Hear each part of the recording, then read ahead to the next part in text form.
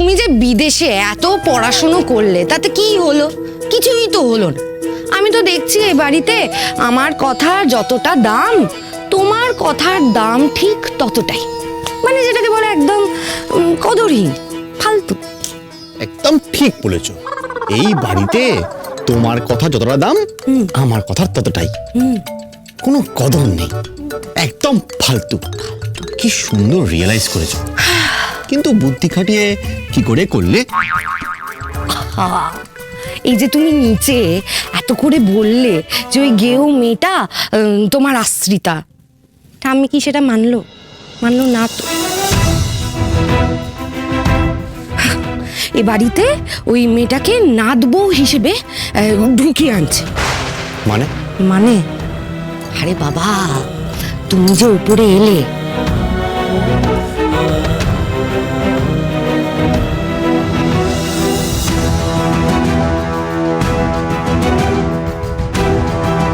তারপর তো এখন ওর জন্য বরণ ডালা সাজানো হচ্ছে।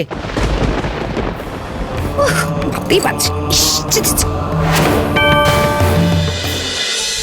আসলে আমি বলতে চাইছি, দেখো ঠাম্মি আবেগে অনেক কিছু করতে পারে, কিন্তু আমরা তো বিচার বুদ্ধি দিয়ে বিবেচনা করব, তাই না? কমলা, কিঞ্জল কিন্তু আমার ভাই কাকিমণি, তাই আমি বলছি এই বিষয়ে আমার মায়ের কথাই শেষ কথা হবে। তুই দুধ আলতাটা রেডি কর। কাকিমণি, ছোট বৌদি দেখো না একটু ভেবে। তুমি বরণ ডালা সাজানো বন্ধ করো কাকিমণি।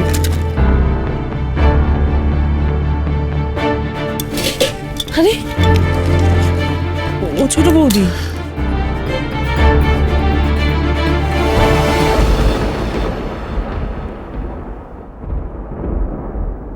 দেখো, 1 বছরের এই অভিশাপের জন্য সারা জীবনের মতন এই মেয়েটাকে যদি তোমার ঘাড়ে চাপিয়ে দেওয়া হয় আর তুমি যদি সেটা মেনে নাও, তাহলে তো এই বাড়িতে তোমার কথার কোনো মূল্যই থাকবে। তুমি তো নিচে স্পেসিফিক্যালি বললে যে এই মেয়েটি এই বাড়ির আশ্রিতা, কিন্তু ঠাম্মি ওকে নাদবো করে বাড়িতে ঢোকাই কি করে? আমি তো বুঝতেই পারছি না। তোমার জীবনের এত বড় একটা ডিসিশন, কিন্তু তোমার কোনো কথার গ্রাহ্যই করছে না কেউ। আমি বুঝতে পারছি না কি হচ্ছে। পঞ্চমীকে কিছুতেই বউয়ের স্বীকৃতি দেওয়া যাবে না। প্রথমত ওরা সিঁদুর ছিল না, আর দ্বিতীয়ত যে আমাকে প্রাণে বাঁচিয়েছে, আমি চাইবো না আমার জীবনের সাথে জড়িয়ে গিয়ে তার জীবনটা শেষ হয়ে যাক। আমার জন্য পঞ্চমীকে আমি বিধবা হতে দেব না, কিছুতেই না।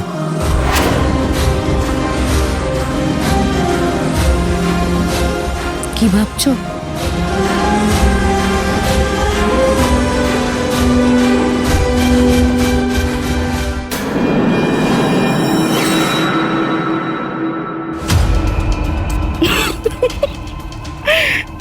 নিচে তো আজকে বসার ঘরে একটা মহাভারত হবে, মল্লিক বাড়ির কুরুক্ষেত্রের যুদ্ধ। এটা আমাকে দেখতেই হবে।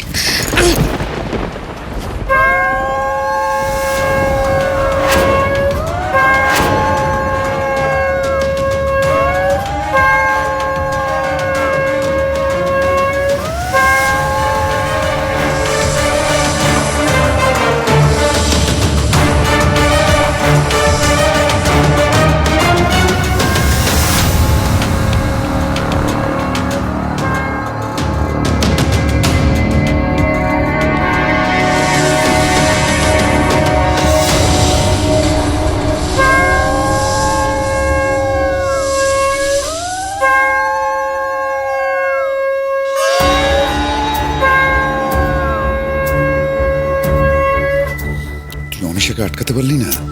কিছুতেই অনেক করে বললাম রে দাদা, কিছুতেই আটকাতে পারলাম না। ও নাকি মায়ের কথা অমান্যই করতে পারবে না।